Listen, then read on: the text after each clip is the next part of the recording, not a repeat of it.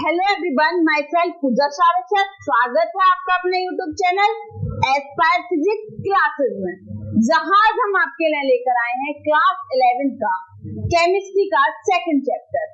हम अपने क्लास 11 के सेकंड चैप्टर में आइसोटोन आइसोबार्स को अच्छे से पढ़ चुके थे। आज जो हमारा टॉपिक है वो है इलेक्ट्रोमैग्नेटिक रेडिएशन के बारे में या इलेक्ट्रोमैग्नेटिक वेव्स के बारे में। अगर हम इलेक्ट्रोमैग्नेटिक रेडिएशन की बात करें तो हमारे एक साइंटिस्ट थे मैक्सवेल, उन्होंने बताया कि अगर कोई भी हमारी क्या लाइट रेडिएंट होती है या किसी पर गिरती है, वो किसकी फॉर्म में गिरती है? वेव की फॉर्म में गिरती है। तो जब वेव की फॉर्म में गिरती है तो जो वेव होती है वो कैसी होती है? इलेक्ट्रोमैग्नेटिक वेव या इलेक्ट्रोमैग्नेटिक रेडिएशन। अगर इलेक्ट्रोमैग्नेटिक से आप थोड़ा सा देख पा रहे होंगे या समझ पा रहे होंगे तो इलेक्ट्रो का मतलब क्या हो गया? इलेक्ट्रिक, और मैग्नेटिक का मतलब हो गया क्या? मैग्नेटिक। अगर कोई हमारी वेव है वो क्या इलेक्ट्रिक फील्ड और मैग्नेटिक फील्ड दोनों से मिलकर बनी है, उस वेव को हम क्या नाम देते हैं? इलेक्ट्रोमैग्नेटिक वेव या इलेक्ट्रोमैग्नेटिक रेडिएशन। तो डेफिनेशन भी हमारी यही है, these waves have electric and magnetic fields associated with them। अगर कोई वेव है उसमें क्या इलेक्ट्रिक फील्ड हो और मैग्नेटिक फील्ड हो, ऐसी वेव को हम क्या नाम देंगे? इलेक्ट्रोमैग्नेटिक वेव या रेडिएशन। अगर हम कैरेक्टरिस्टिक की बात करें किसकी? इलेक्ट्रोमैग्नेटिक वेव की, तो फर्स्ट कैरेक्टरिस्टिक तो हमारा क्या हो गया? कोई भी वेव जो हमारी क्या हो इलेक्ट्रिक फील्ड से और मैग्नेटिक फील्ड से क्या मिलकर बनी हो।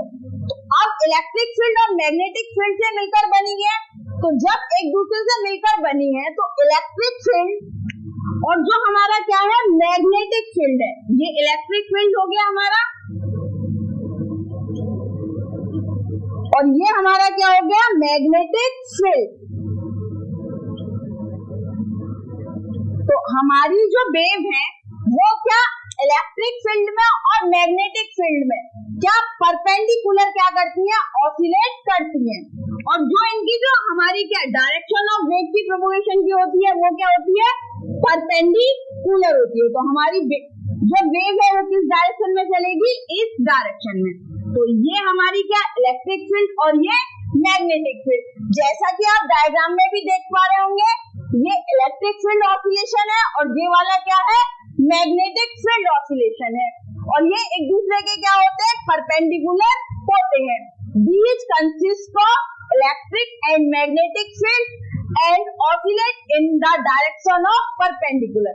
एक दूसरे के क्या परपेंडिकुलर डायरेक्शन में ऑसिलेट करते हैं।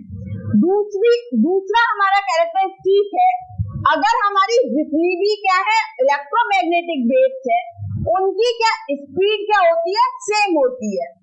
अगर उनकी स्पीड किसी एक वेव की 10 मीटर पर सेकंड है तो दूसरी वाली वेव जो होगी इलेक्ट्रोमैग्नेटिक वेव, तो उसकी भी स्पीड कितनी होगी? 10 मीटर पर सेकंड। थर्ड जो कैरेक्टरिस्टिक है वो है हमारा it do not require any medium for propagation. उनके लिए प्रोपगेशन के लिए किसी भी मीडियम की नीड नहीं होती। जैसे एग्जांपल देखते, जो सनलाइट से रे आती है हमारे पास जब आती है वो कौन सी होती है? इलेक्ट्रोमैग्नेटिक रेडिएशन या इलेक्ट्रोमैग्नेटिक वेव। सनलाइट से जो हमारे पास में एनर्जी आती है तो उसके लिए हमें किसी मीडियम की नीड होती है? नहीं। तो इलेक्ट्रोमैग्नेटिक हमारी जो वेव है उनको किसी मीडियम की नीड नहीं होती, किसके लिए? प्रोपगेशन के लिए।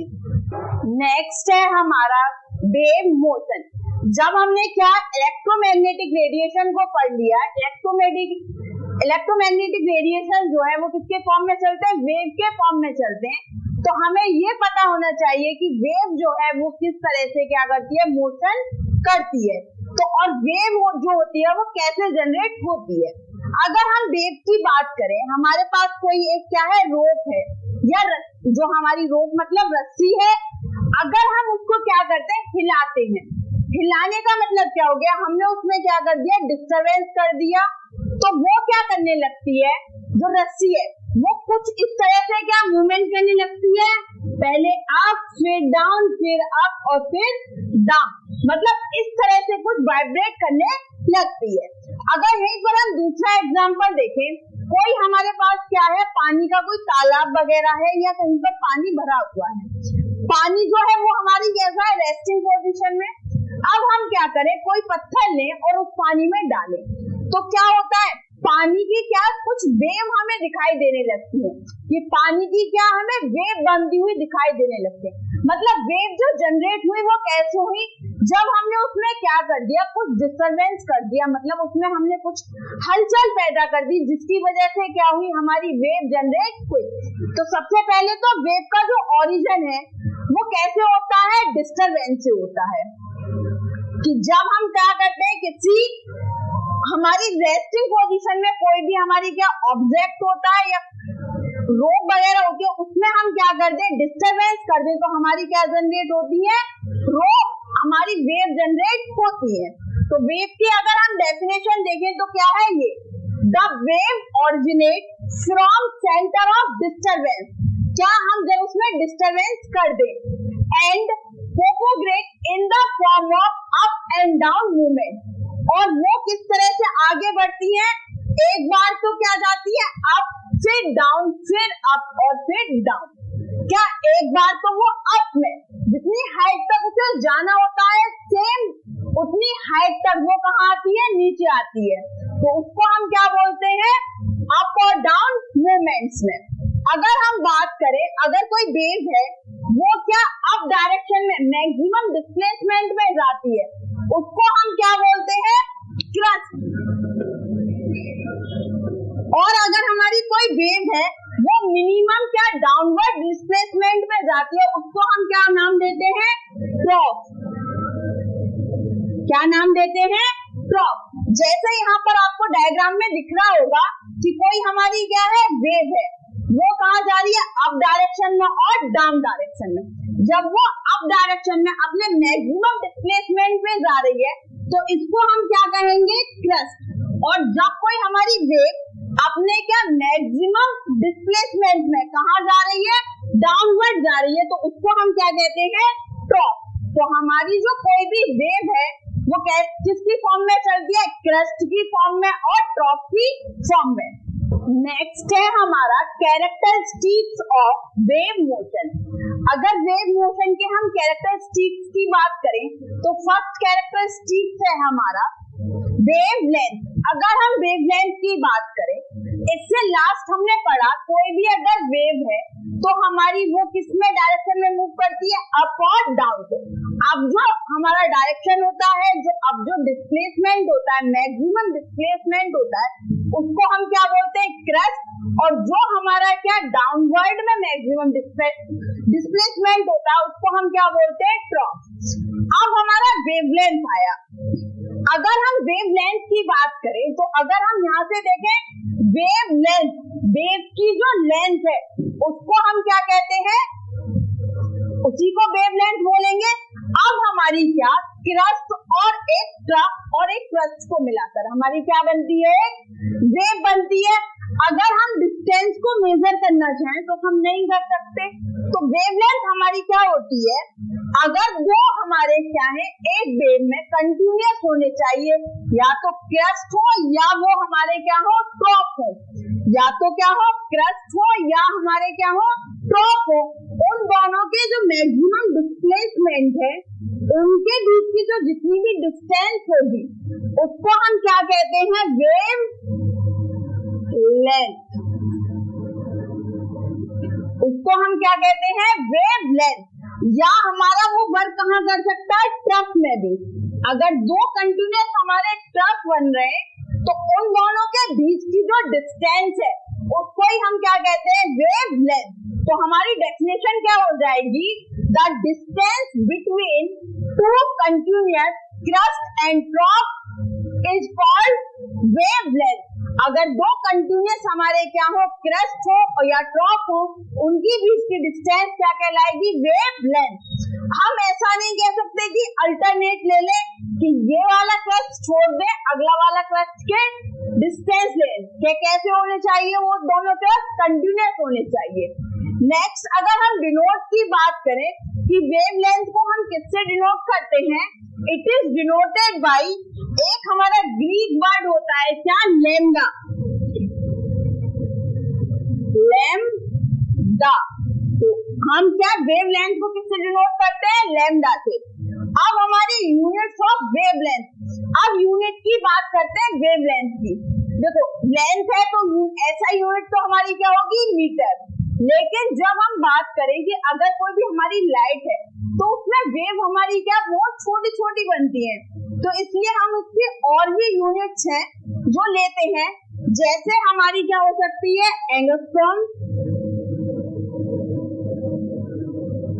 और क्या हो सकती है? पिकोमीटर, और क्या हो सकती है? नैनोमीटर, और क्या हो सकती है हमारी? माइक्रोमीटर।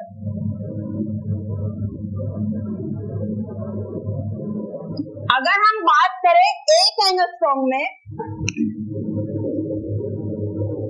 एंगस्ट्रॉम को ए के ऊपर क्या लगा के, नोट लगा के हम रिप्रेजेंट करते हैं, तो ए 1 एंगस्ट्रॉम बराबर कितना? 10 की पावर -10 मीटर।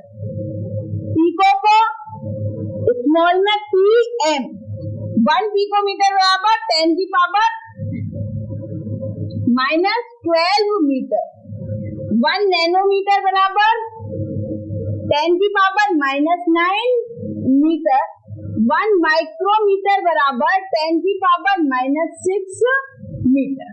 तो ये थे हमारे क्या? Units of wavelength. Second characteristic है हमारा क्या? फ्रीक्वेंसी। अगर फ्रीक्वेंसी का हम मीनिंग देखें तो फ्रीक्वेंसी का मतलब होता है किसी चीज का बार बार होना, या हम बोलते हैं हिंदी में क्या बोलते हैं? आवृत्ति। किसी चीज का क्या हो गया? बार बार होना। फ्रीक्वेंट, जैसे हम फ्रीक्वेंटली बोलते हैं तो क्या बोलते हैं? उसका मतलब क्या होता है? बार बार, मतलब स्पीड में कोई भी चीज को हम बोले। तो अगर हम वेव में बात करें तो हमें कोई एक पर्टिकुलर क्या दे दिया? पॉइंट दे दिया। जैसे कि हमारी क्या हो रही है? वेव बन रही है, उसने हमें क्या दे दिया? एक पॉइंट दे दिया, और उसने कह दिया इस पर्टिकुलर पॉइंट से कितने सेकंड में? 1 सेकंड में। कितने सेकंड में? 1 सेकंड में कितने नंबर ऑफ वेव्स क्या हो रही है? पास हो रही है। कितने नंबर ऑफ वेव्स क्या हो रही है? हमारी पास हो रही है। उसी को हम क्या कहते हैं? फ्रीक्वेंसी कहते हैं। अब ये हमारी वेव है। अब क्या हमने एक पर्टिकुलर पॉइंट दे दिया, हमने ये वाला पॉइंट दे दिया, हमने कह दिया कि 1 सेकंड में कितने नंबर ऑफ वेव इससे क्या हो जाए? पास हो जाए। उसी को हम क्या कहते हैं? फ्रीक्वेंसी कहते हैं। तो डेफिनेशन को देखो, the number of wave which pass through a given point in 1 second. किसी गिवन पॉइंट से 1 सेकंड में जितने नंबर ऑफ वेव क्या हो जाएंगी? पास हो जाएंगी, उसको हम क्या कहेंगे? फ्रीक्वेंसी कहेंगे। Is known as the frequency. अगर हम इसके डिनोट की बात करें, it is denoted by nu, जो क्या है हमारा? Greek word. अगर यूनिट की बात करें, देखो अब क्या है? एक जो वेव है वो हमारी किससे मिलकर बनती है? क्रस्ट से और ट्रफ से। तो नंबर ऑफ वेव्स की बात कर रहा है, तो एक बार क्रस्ट जा रहा होगा, एक बार ट्रफ, तो एक वेव कंप्लीट। सेम दूसरी जब वेव आ रही होगी तो एक बार क्रस्ट, एक बार ट्रफ। तो ये क्या हो रही है? हमारी बार बार रिपीट हो रही है, या एक इसकी क्या बन रही है? साइकिल बन रही है एक प्रॉपर टाइम में। तो हमारी सिंपल जो यूनिट हो जाएगी किसकी? फ्रीक्वेंसी की। तो हम लिख सकते हैं क्या? साइकिल पर सेकेंड, साइकिल पर सेकेंड। अगर हम ऐसा यूनिट की बात करें, ऐसा यूनिट ऑफ फ्रीक्वेंसी, तो हमारी होती है क्या? सेकेंड इनवर्स और हर्ट्ज। इसको लिखते हैं कैपिटल H और स्मॉल में Z। हर्ट्ज, हर्ट्ज बराबर होता है 1 साइकिल पर सेकेंड। थर्ड कैरेक्टरिस्टिक है हमारा वेलोसिटी। अगर वेलोसिटी बराबर हमारा क्या होता है? Distance over time. अगर कोई भी वेव हमारी क्या 1 सेकंड में जितनी डिस्टेंस को क्या करती है? ट्रेवल करती है, उसी को हम क्या कहते हैं? Velocity of the wave. तो डेफिनेशन भी हमारी यही है, the distance travelled by A wave in 1 second is called the velocity of wave। अगर कोई वेव हमारी क्या है, 1 सेकेंड में जितनी डिस्टेंस क्या करती है, ट्रेवल करती है, उसको हम क्या कहते हैं, वेलोसिटी ऑफ द वेव। अगर जितने नंबर ऑफ वेव क्या होते हैं उससे पास होते हैं, उसको हम क्या नाम देते हैं, फ्रीक्वेंसी। और जितनी डिस्टेंस को ट्रेवल करती है उसको नाम हम क्या देते हैं, वेलोसिटी ऑफ वेव। अगर डिनोट की बात करें, it is denoted by c, small c. अगर यूनिट की बात करें तो यूनिट क्या हो जाएगी, डिस्टेंस ओवर टाइम। तो डिस्टेंस ओवर टाइम यूनिट क्या हो गई, मीटर पर सेकेंड। तो वेलोसिटी की यूनिट क्या हो गई, मीटर पर सेकेंड। फोर्थ है हमारा कैरेक्टर स्टीक, क्या है वो, एम्पलीट्यूड। अगर एम्पलीट्यूड की बात करें तो हमने भी बात की थी, जो वेव होती है वो हमारी क्या जाती है, मैक्सिमम डिस्प्लेसमेंट में जाती है, कहाँ, अप साइड में, और कहाँ जाती है, मैक्सिमम डिस्प्लेसमेंट में कहाँ जाती है, डाउन साइड में। तो अगर हम अपवर्ड की बात करें या डाउनवर्ड की बात करें, तो जब वो हमारी कहाँ जा रही है, अपवर्ड में जा रही है, तो ये हमारी क्या होगी, मैक्सिमम डिस्प्लेसमेंट ये वाला होगा। मतलब ये क्या बताती है कि वेव की हाइट कितनी है। जब क्रस्ट साइड है तो क्या बताती है कि उस वेव की हाइट कितनी है। जब वो ट्रॉप साइड है तो वो क्या बताती है कि जो वेव है उसकी डेप्थ कितनी है। तो एम्पलीट्यूड हमारा क्या बताता है, जो क्रस्ट की साइड से क्या बताता है, हाइट ऑफ क्रस्ट, और जो हमारा टॉप की साइड से क्या बताता है, डेप्थ ऑफ टॉप, और वो भी किसकी, वेव की। तो हम सिंपली क्या कह सकते हैं, जो एम्पलीट्यूड है वो हमारा क्या बताता है, किसी भी वेव की अपवर्ड में वो कितनी हाइट तक जा रही है और डाउनवर्ड में वो कितनी हाइट तक जा रही है, या उसकी जो गहराई है या डेप्थ है वो कितनी है। वो किसके द्वारा पता लगता है हमें, एम्पलीट्यूड के द्वारा। तो एम्पलीट्यूड हमारा है क्या, डेफिनेशन भी देखो यही है, it is height of crest and depth of trough of wave. किसी भी वेव की क्रस्ट की हाइट है और जो हमारा टॉप है उसकी क्या है, डेप्थ है, क्या, एम्पलीट्यूड। अगर एम्पलीट्यूड के डिनोट की बात करें तो एम्पलीट्यूड को हम डिनोट किससे करेंगे, स्मॉल ए से। अगर यहीं पर हम इसकी यूनिट की बात कर लें तो यूनिट हमारी क्या हो जाएगी, हाइट और डेप्थ। तो ये क्या हो जाएगी, यूनिट हमारी मीटर। और अगर हम बात करें कि ये हाइट और डेप्थ हमें क्या बताती हैं, कि कभी कभी तो ऐसा होगा कि कोई वेव हमने उसको क्या धीरे से हिलाया, तो वो उसकी, जैसे कोई एक वेव है उसको हमने बहुत ही कम प्रेशर या हमने बहुत कम हिलाया, तो वो क्या, उसकी हाइट क्या हो गई, कम हो गई, और डेप्थ भी क्या हो जाएगी, कम हो जाएगी। अगर कोई वेव है हमने उसको बहुत तेजी से हिलाया तो वो क्या, अब डायरेक्शन में ज्यादा जाएगी और लो डायरेक्शन में ज्यादा जाएगी। तो वो क्या इंडिकेट करती है, वो इंडिकेट करती है इंटेंसिटी ऑफ वेव, कि उस वेव की इंटेंसिटी कितनी है। तो क्या, जो हमारा एम्पलीट्यूड है वो क्या इंडिकेट करेगा, इंटेंसिटी ऑफ वेव। और दूसरा हमारा क्या इंडिकेट करेगा, ब्राइटनेस ऑफ वेव, कि जो हमारी वेव है उसकी ब्राइटनेस कितनी है। तो amplitude of wave determines the intensity and brightness of radiation। या वेव किसी भी जो रेडिएशन है उसकी इंटेंसिटी को और ब्राइटनेस को कौन डिटरमाइन करेगा, एम्पलीट्यूड। लास्ट है हमारा वेव नंबर। अगर हम वेव नंबर की बात करें तो वेव नंबर हमारे क्या होते हैं, the number of wave length पर सेंटीमीटर। अगर क्या है, हमारे वेव लेंथ है और उनकी जो नंबर हो वो कैसे हो, पर सेंटीमीटर में हो, तब हम उसको क्या कहते हैं, वेव नंबर। अगर वेव नंबर की बात करें तो वेव नंबर हमारा क्या होता है, the inverse of wave length. Wave length के अगर हम क्या कर दे, इनवर्स कर दे, तो हमारा क्या बन जाता है, वेव नंबर। तो सीधा सीधा सा है क्या, वेव नंबर बराबर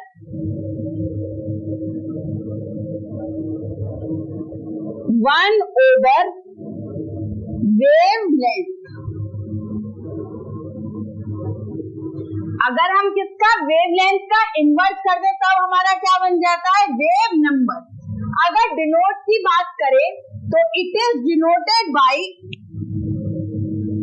न्यू बार। न्यू बना दिया और बार कहाँ लगाएंगे, ऊपर।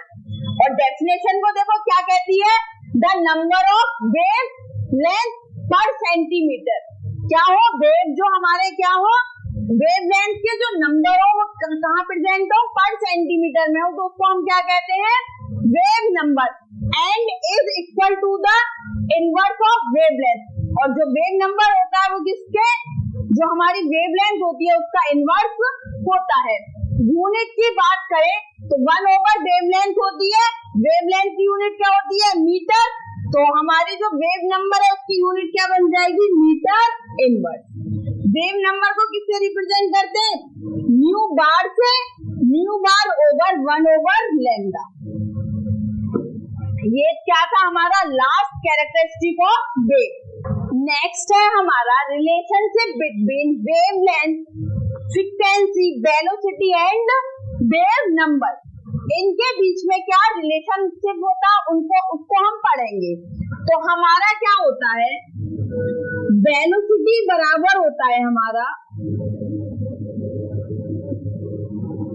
Wavelength into frequency. वेलोसिटी को किससे डिनोट करते हैं, तो c बराबर वेवलेंथ को लैम्डा इंटू फ्रीक्वेंसी को न्यू से। तो c बराबर लैम्डा इंटू न्यू। अगर न्यू की बात करें हम तो न्यू बराबर क्या हो जाएगा, c/λ। तो वी नो हम क्या जानते हैं,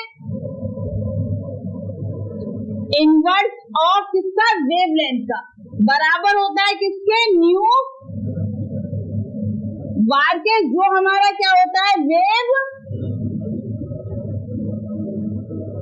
नंबर। तो यहाँ वैल्यू पुट करते हैं तो न्यू बराबर c इंटू 1/λ। तो न्यू बराबर c इंटू न्यू बार। तो फ्रीक्वेंसी बराबर क्या हो गया हमारा, फ्रीक्वेंसी बराबर वेलोसिटी इंटू वेव नंबर। एक रिलेशन हमारा किसके बीच में, वेलोसिटी, वेवलेंथ और फ्रीक्वेंसी के बीच में।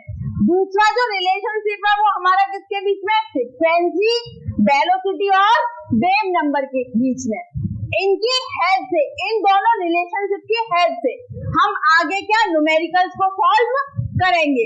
कि किसी क्वेश्चन में हमें क्या दे रखी होगी, वेवलेंथ दे रखी होगी तो हमसे कैलकुलेट कराई होगी क्या, वेलोसिटी या फ्रीक्वेंसी।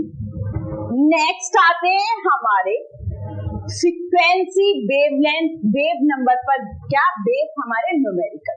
तो अपने फर्स्ट न्यूमेरिकल की तरफ चलते हैं। Yellow light emitted from a sodium lamp has a wavelength 580 nanometre. क्या है, कोई हमारी क्या है, सोडियम लैंप है, उससे क्या कोई येलो लाइट क्या हो रही है, इमिट हो रही है और उसकी वेवलेंथ हमको दे दी कितनी, 580 nanometre. Calculate the frequency and wave number of this light. और हमसे कैलकुलेट कराइए क्या, इस जो लाइट है, येलो लाइट है, उसकी फ्रीक्वेंसी और वेव नंबर।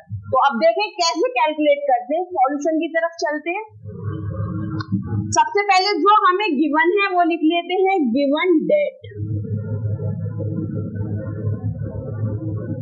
क्या गिवन है, वेव लेंथ वो कितनी है, 580 नैनोमीटर। हमें पता है 1 नैनोमीटर में कितने मीटर होते हैं, 1 नैनोमीटर बराबर 10⁻⁹ मीटर।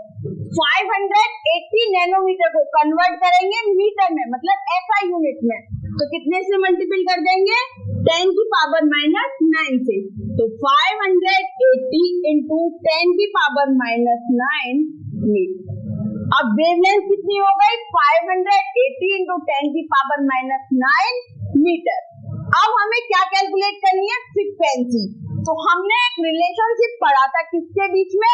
वेवलेंथ और फ्रीक्वेंसी के बीच में। तो वी नो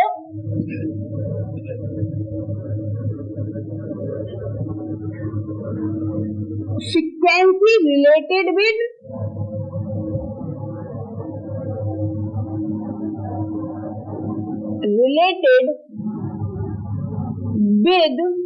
किसके? Related with wavelength. वो क्या था हमारा रिलेशन? फ्रीक्वेंसी को किससे रिप्रेजेंट करते हैं? म्यू से। तो म्यू बराबर वेलोसिटी। वेलोसिटी हमारी क्या थी? c over wave length. Wave length हमारी क्या है? लैम्डा। तो हमें पता है c की वैल्यू कितनी होती है? 3 इंटू 10 की पावर 8 मीटर पर सेकंड। वेव लेंथ हमें दे रखी है 580 इंटू 10 की पावर माइनस 9 मीटर। जब पावर ऊपर जाएंगी तो क्या हो जाएंगी? ऐड हो जाएंगी। जब हम इसका इसमें डिवाइड देंगे तो हमारी वैल्यू आएगी 5.17 इंटू 10 की पावर 14 सेकेंड इनवर्स। ये हमारी क्या आ जाएगी? फ्रीक्वेंसी। फ्रीक्वेंसी हमारी कितनी आ गई? 5.17 इंटू 10 की पावर 14 सेकेंड इनवर्स। अब हमें क्या निकालना है? Wave number. हमें पता है जो वेव नंबर होता है वो हमारा वो क्या होता है? जो हमारी वेव लेंथ होती है उसका क्या होता है? इनवर्स होता है। तो वेव नंबर बराबर 1 ओवर वेव लेंथ। तो 1 ओवर कितना? वेव लेंथ 580 इंटू 10 की पावर माइनस 9। ऊपर जाएगी पॉजिटिव 10 की पावर 9 ओवर 580। डिवाइड देंगे तो कितना आ जाएगा? 1.72 इंटू 10 की पावर 6 और मीटर इनवर्स। ये हमारा क्या आ गया? Wave number. ये था हमारा इस क्वेश्चन का सॉल्यूशन। नेक्स्ट क्वेश्चन है calculate the frequency, wavelength and wave number of the light wave whose time period is 2 into 10 की पावर माइनस 10 सेकेंड। अब हमें क्या दे रखा है? टाइम पीरियड दे रखा है, लेकिन टाइम पीरियड का तो कोई हमने क्या रिलेशन अभी पढ़ा नहीं। तो एक चीज थोड़ा यहाँ पर देखिए, अगर हम फ्रीक्वेंसी की बात करें तो फ्रीक्वेंसी की जो यूनिट होती है वो क्या होती है? Second inverse. अब सेकंड इनवर्स होती है तो इसको मतलब हम क्या लिख सकते हैं? 1/2 सेकंड।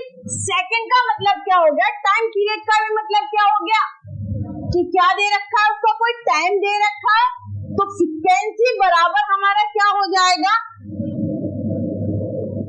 फ्रीक्वेंसी बराबर 1 ओवर टाइम पीरियड। किसकी वैल्यू आ जाएगी? टाइम पीरियड से फ्रीक्वेंसी की वैल्यू कैलकुलेट हो जाएगी। तो सॉल्यूशन करते हैं। अब हमें पता है फ्रीक्वेंसी अगर कैलकुलेट करनी हो तो हम 1 में किससे? टाइम पीरियड से डिवाइड दे दें तो हमारी क्या आ जाएगी? फ्रीक्वेंसी। तो सबसे पहले गिवन लिखते हैं, गिवन दैट टाइम पीरियड कितना है? 2 इंटू 10 की पावर माइनस 10 सेकेंड। अब फ्रीक्वेंसी को कैलकुलेट करते हैं with the help of time period. तो फ्रीक्वेंसी बराबर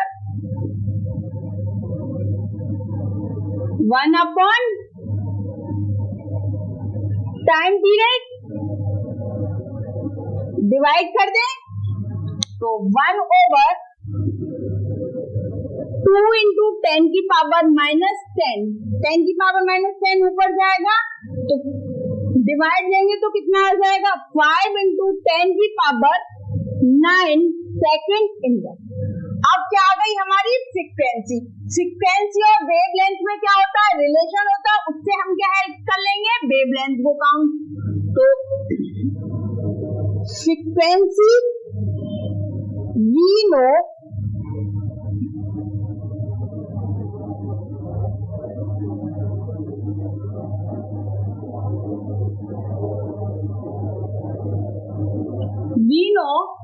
frequency is related with wavelength। क्या होता है, न्यू बराबर सी ओवर लैम्डा। अब हमें क्या लैम्डा कैलकुलेट करना है, तो लैम्डा बराबर क्या हो जाएगा सी ओवर न्यू। तो सी की वैल्यू कितनी होती है 3 इंटू 10 की पावर 8, न्यू की वैल्यू कितनी है 5 इंटू 10 की पावर 9। जब ये ऊपर जाएगा और इसमें डिवाइड देंगे तो हमारी वैल्यू आ जाएगी कितनी 6 इंटू 10 की पावर माइनस 2। और फ्रीक्वेंसी की यूनिट कितनी, वेवलेंथ की यूनिट क्या होती है मीटर, तो कितनी आ जाएगी मीटर। अब हमें कैलकुलेट क्या करना है, वेव नंबर। तो वेव नंबर क्या होता है हमारा इनवर्स ऑफ वेवलेंथ के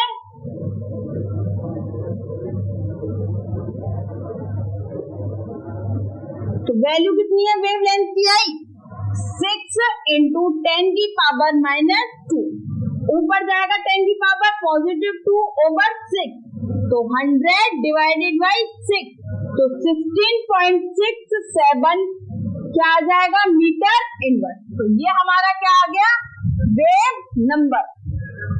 नेक्स्ट क्वेश्चन है the wavelength of light is 480 nanometre.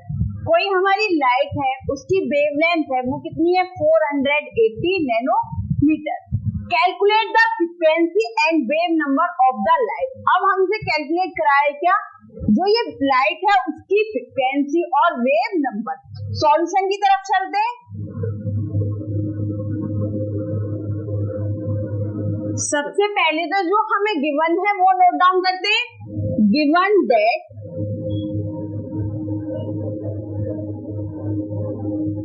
क्या वेवलेंथ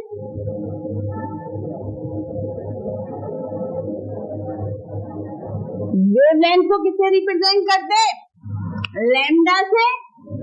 तो लैम्डा बराबर कितना दे रखा है हमें 480 नैनोमीटर।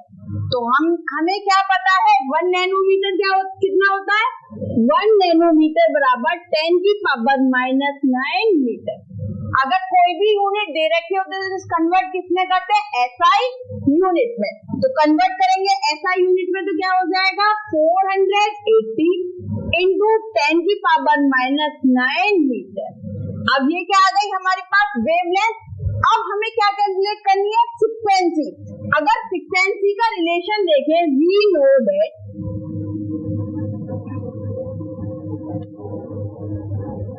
क्या होता है म्यू बराबर सी ओवर लैम्डा। सी की वैल्यू हमें पता है कितनी होती है 3 इंटू 10 की पावर 8 मीटर पर सेकेंड।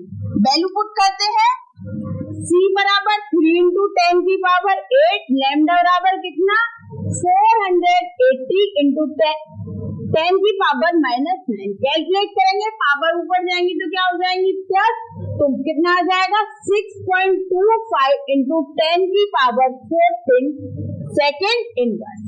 ये हमारी क्या आ गई फ्रीक्वेंसी। अब हमें दूसरा क्या निकालना है वेव नंबर।